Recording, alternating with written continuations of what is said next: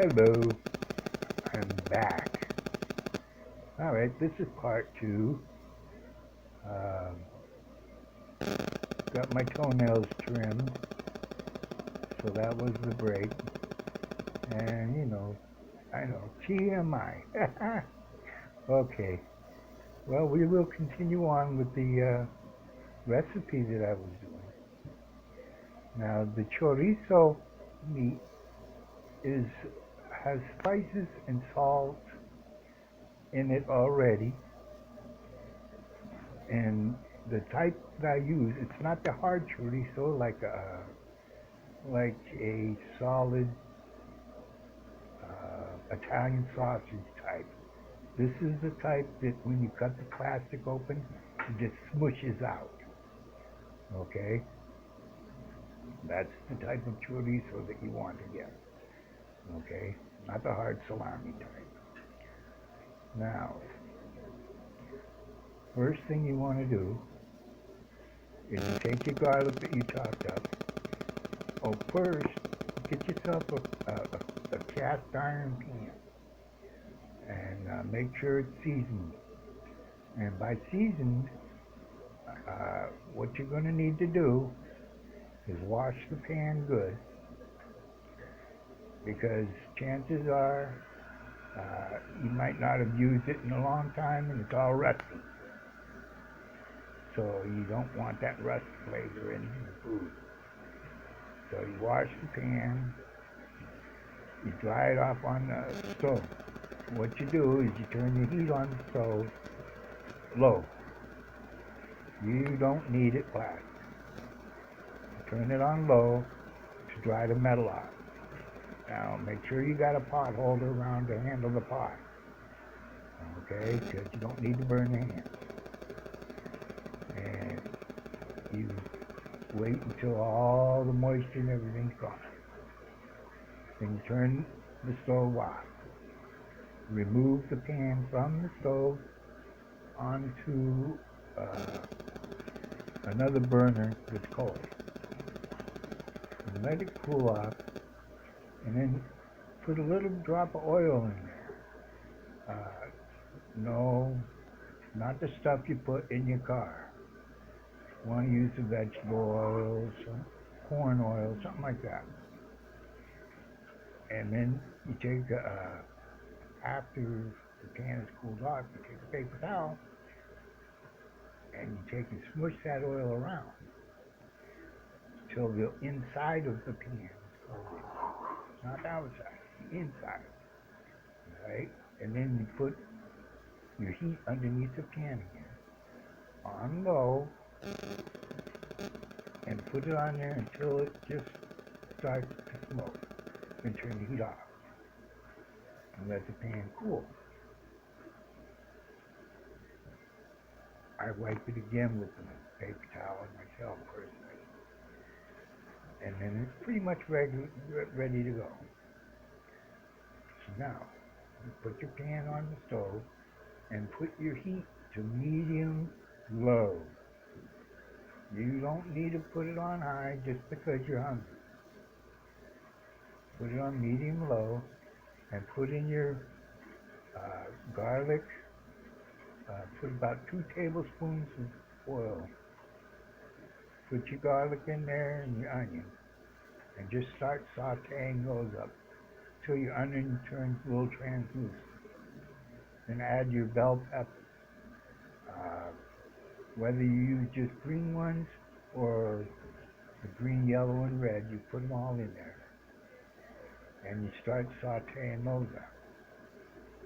Now they start getting soft. You want to add your meat. You break that meat up and mix it in with your onions and garlic and peppers. And let that cook down. Now, you can judge when it's nice and soft. Now, as that's cooking, you want to turn your heat down so it's on very low. I forget what they call it, but it's low heat, and where it's cooking very slow. All right. During this time, that's when you want to do your potatoes in the microwave. All right. You already poked holes in them as a fork. Remember? Told you how to do that on the last video. All right. Poke holes all over in those potatoes, and then when you put them in the microwave, put them in for I don't remember correctly. I don't have a microwave here, but I think it's around 6 to 8 minutes. You want to do it a little less than that because you don't want them fully cooked. You still want them a little bit burnt. So that way you're not making mashed potatoes. So then you take them out and let them cool. Sauteing, that's the word I was trying to think of.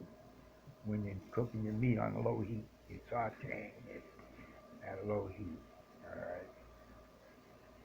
See, as you get old, you start losing some of them words that you used to know when you were younger. And so, but that's all right. So you start, as your potatoes cool down, then you take them aside and you start dicing them up. Use a nice sharp knife and watch your fingers. You don't need to add fingers to your mix. Alright, so be careful.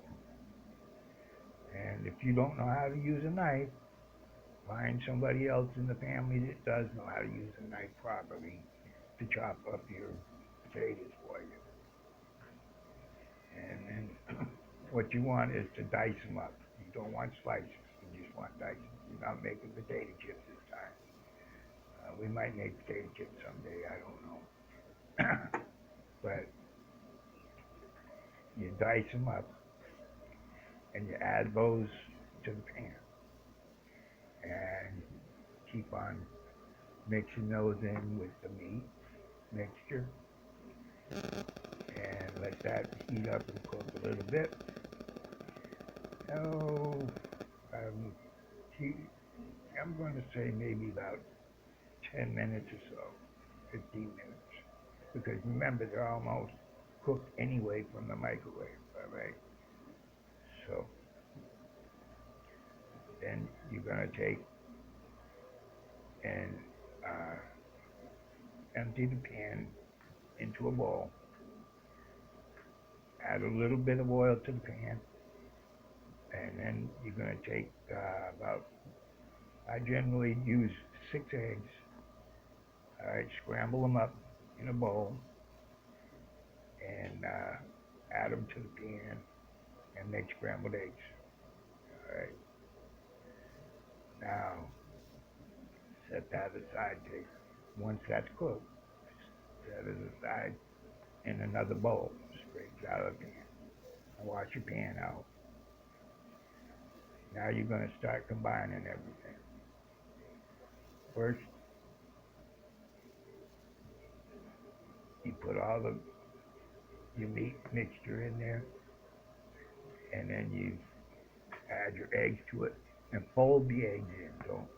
Don't just mix them real quick. Just fold them in. That way, some of your eggs will stay a little bit. You'll have chunks of eggs.